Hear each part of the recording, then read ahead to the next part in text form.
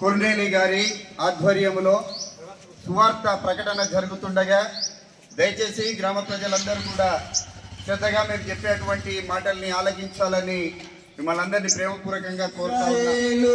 సైన్యమునకు ముందు నడచిన దైవమా,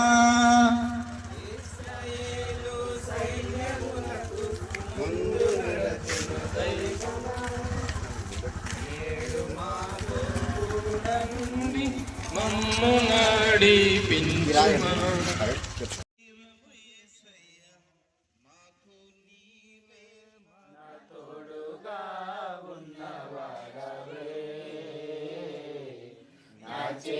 పట్టి నడుపు వాడవే, నా పక్షమున నిలుచువాడవే,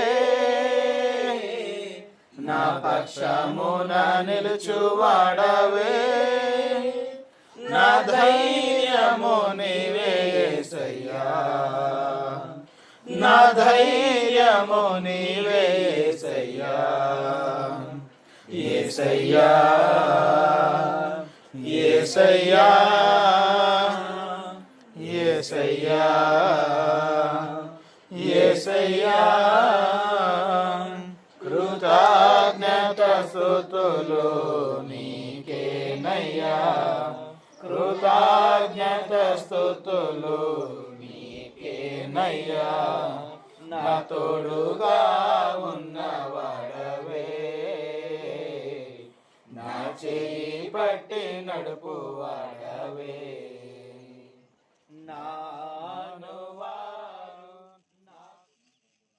యేసుక్రీస్తు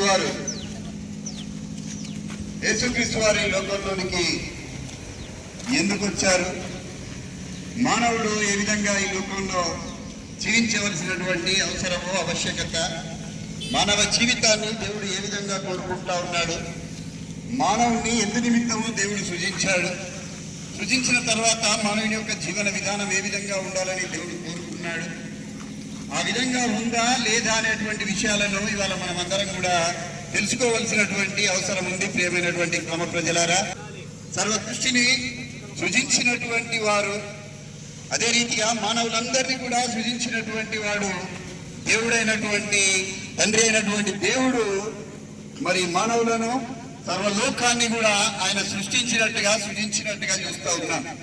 ఇవాళ అనేకులు అనుకుంటా ఉన్నారు ఈ సృష్టి అంతా కూడా ఏదో ఒక అద్భుతమైనటువంటి, లేదా సైంటిస్టులు శాస్త్రవేత్తలు చాలా మంది చెప్తా ఉన్నారు ఇది ఒక బిగ్ బ్యాంగ్ థియరీ అని. ఏదో ఒక విస్ఫోటనం జరిగింది, ఏదో ఒక విస్ఫోటనం జరిగిన తర్వాత భూమి అనేది ఇలా ఏర్పడింది, లేదా ఆకాశం ఏర్పడింది, లేదా ఈ ప్రకృతి ఏర్పడింది అనేటువంటి విషయాన్ని వల్ల అనేకమైనటువంటి శాస్త్రవేత్తలు తెలిపినటువంటి విషయాలు. నిజంగా మనం ఆలోచించి చూస్తే ప్రియమైనటువంటి వాళ్ళారా, అది అంతా కూడా అబద్ధమని అదే శాస్త్రవేత్తలు నిరూపించినటువంటి అనేక సంఘటనలు మనకు కనబడతా ఉన్నాయి. ఇవాళ మనం ఆలోచించి చూస్తే ఈ సృష్టి అంతా కూడా ఏ విధంగా ఏర్పడింది, మానవుడు ఏ విధంగా ఈ లోకంలో సృజింపబడ్డాడు అనేటువంటి విషయాన్ని మనం ఆలోచించవలసినటువంటి అవసరం ఉంది. మనం అనేక మార్లు తెలుసుకుంటా ఉన్నాం, అనేక మార్లు చదువుతా ఉన్నాం. ఈ సృష్టిని అందరినీ కూడా నడిపిస్తా ఉన్నది కనబడని ఒక శక్తి అని అంటా ఉన్నారు.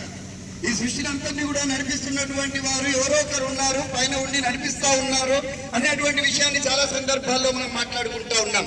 ఇవాళ దాని గురించినటువంటి ఆలోచన చేస్తే ప్రియులారా, ఈ సృష్టి అంతా కూడా క్రమంగా నడుస్తా ఉన్నది. ఈ సృష్టి అంతా కూడా ఆకాశము, భూమి, నక్షత్రాలు, సూర్యుడు, చంద్రుడు, ప్రకృతి అంతా కూడా ఒక క్రమబద్ధంగా నడుస్తా ఉన్నది. మీరు ఆలోచించండి, కాలాలు మారుతా ఉన్నాయి. ఏం జరుగుతూ ఉందండి ఇప్పుడు? ఏం కాలం నడుస్తా ఉంది? ఇది మా ఊళ్ళకి వస్తలేవు మాటలు. ఏం కాలం నడుస్తా ఉంది ఇప్పుడు? ఇది ఎండాకాలం నడుస్తా ఉంది. ఎండాకాలం పోయినాక ఏమొస్తా ఉంది? మళ్ళా వర్షాకాలం. వర్షాకాలం పోయినాక శీతాకాలం. మరి ఇవి ఎట్లా వస్తా ఉన్నాయండి? ఎవరు చెప్తా ఉన్నారు వీటికి? అయ్యా ఎండ తర్వాత వాన, వాన తర్వాత చలి అని ఎవరు చెప్తా ఉన్నారు? ఏ మానవుడైనా చెప్పగలుగుతా ఉన్నాడా? ఏ మానవుడైనా రూపొందించగలుగుతా ఉన్నాడా అని ఆలోచిస్తే ఎవరు కూడా లేరండి. ఆయనే దేవుడు. మరలా జన్మించాలంటే ఖచ్చితంగా మనము యేసుక్రీస్తు యొక్క రక్తంలో మనము కడగబడాలి. మనం ఎప్పుడైతే బ్యాప్టిజం తీసుకుంటామో మనకి మారు మనసు అనేది వస్తుంది. మనము స్వర్గానికి వెళ్ళాలంటే యేసు ప్రభువే మనకి మార్గమై ఉన్నాడు. ఆయన చెప్పేది ఒకటే, మనల్ని మంచిగా జీవించమంటున్నాడు.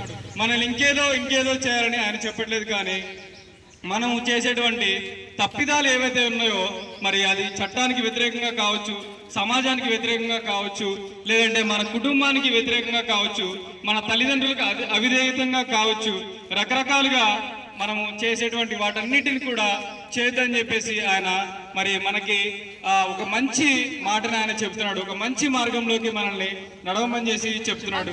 ఈ భూమి మీద మనం గమనించినట్లయితే రక్షణ అనేది, పాప క్షమాపణ అనేది మనకి కేవలము యేసుక్రీస్తు ద్వారా మాత్రమే వస్తుంది. మనం ఎప్పుడైతే క్రీస్తు ప్రభువులో మరలా జన్మిస్తామో మనం చేసినటువంటి సమస్త పాపాలు అన్ని కూడా క్షమించబడతాయి. క్రీస్తు ప్రభువును గురించినటువంటి సువార్తను ప్రకటిస్తూ మీ మధ్యలో మంచి విషయాలు మాట్లాడడానికి మేము బయలుదేరి వచ్చి ఉన్నాము. మరి ప్రాముఖ్యంగా మీతో పంచుకోదగినటువంటి విషయం ఏమిటంటే, ధనవంతుడు నేను బాగా లోకాన్ని అనుభవించడానికి బ్రతుకుతున్నాను అనుకుంటున్నాడు. మధ్య తరగతి వాడు ప్రతి దాంట్లో అసంతృప్తిగా బ్రతకాలని అనుకుంటా ఉన్నాడు. అలాగే పేదవాడు లోకంలో ఉన్నటువంటి దరిద్రమంతా కూడా తన జీవితాలను ఉందనుకుంటూ బ్రతుకుతా ఉన్నాడు. అయితే దేవుడిని మనం అడిగి చూస్తే, మనుషులైనటువంటి మన జీవితాలు ఎందుకు ఇలా ఉన్నాయని చెప్పేసి దేవుడిని అడిగితే, దేవుని యొక్క ఉద్దేశంలో మానవ జీవితాలు ఎందుకు అనేటువంటి ఒక ప్రశ్న మనం దేవుడిని అడగగలగాలి.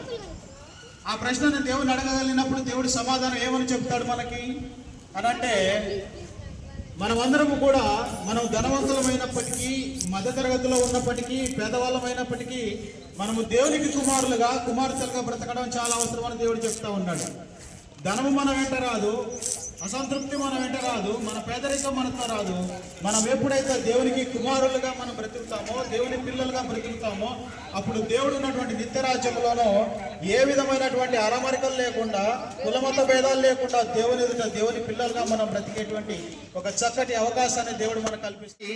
చిన్న పిల్లల్ని చూసుకొని, చిన్న పిల్లల్ని మొదలుకొని పెద్దవారి వరకు కూడా మీరు కదిలించి వారిని మాట్లాడితే పైకి బాగున్నామని అంటా ఉన్నారు, కానీ లోపలంతా కూడా అశాంతితో జీవిస్తా ఉన్నటువంటి పరిస్థితులు కనబడతా ఉన్నాయి.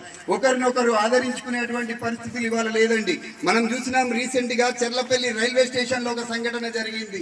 ఇవాళ రాష్ట్రం అంతా, దేశమంతా కూడా దాని గురించి మాట్లాడుకుంటా ఉన్నారు. ఒక తల్లి ఇద్దరు పిల్లల్ని తీసుకొని, యవన బిడ్డలైనటువంటి ఇద్దరు పిల్లలు తీసుకొని ఆ తల్లి ఆత్మహత్య చేసుకున్నది. నిజంగా రైలుకు అడ్డంగా వెళ్ళింది అని అంటే ఒక్కసారి ఆలోచించండి ప్రియమైనటువంటి వాళ్ళారా. ఆ అమ్మాయి గురించి చదివినాం, ఆ అమ్మాయి గురించి తెలుసుకున్నాం. ఆమె సాఫ్ట్వేర్ ఇంజనీర్ అని తెలిసింది. ఎవరట ఆవిడ? సాఫ్ట్వేర్ ఇంజనీర్ అని తెలిసింది. డబ్బుకేం కొదవలేదండి. మీరు ఇక్కడ అర్థం చేసుకోవాల్సినటువంటి విషయం ఉన్నది ప్రియమైనటువంటి వాళ్ళారా. ఆమె జ్ఞానానికి ఏమి కొదవలేదండి. ఆమెకు డబ్బుకు కొదవలేదు, జ్ఞానానికి కొదవలేదు. కానీ ఆమె జీవితంలో ఏమి కొదవయింది అని వాళ్ళ మనం ఆలోచిస్తే, ఆమె జీవితంలో శాంతి కొదువైంది, ఆమె జీవితంలో సమాధానము కొదువైంది. ఆ శాంతి సమాధానాన్ని వెతుక్కోవడానికి ఆమె ఈ లోకాన్ని విడిచి ఆత్మహత్య చేసుకొని తనకు ఉన్నటువంటి ఇద్దరు పిల్లల్ని, యవనస్తులైనటువంటి ఇద్దరు పిల్లల్ని కూడా ఆమె తీసుకొని వెళ్ళి బలైపోయింది. ప్రియమైనటువంటి వాళ్ళారా, ఎందుకొరకు అని ఇవాళ మనం ఆలోచించవలసినటువంటి అవసరం ఉంది. ఆమె జీవితంలో ఏమి లేదట, శాంతి లేదు, ఆమె జీవితంలో సమాధానం లేదు. డబ్బు ఉంది, ఐశ్వర్యం ఉంది, హోదా ఉంది, పరపతి ఉంది, అన్ని ఉన్నాయి, కానీ ఏం లేదు, శాంతి లేదు, సమాధానం లేదు. ఇవాళ ఆ శాంతి సమాధానాన్ని ఇస్తా అంటా ఉన్నారండి. ఒక ఆయన వచ్చి, ఎవరైనా ఆయనే యేసుక్రీస్తు ప్రభు వారు చెప్తా ఉన్నాడు, ప్రయాసపడి భారం మోయుచున్న సమస్త జనులారా నా యొద్దకు రండి, నేను మీకు విశ్రాంతిని కలుగజేస్తున్నానంటా ఉన్నాడు. ప్రియమైనటువంటి వాళ్ళారా.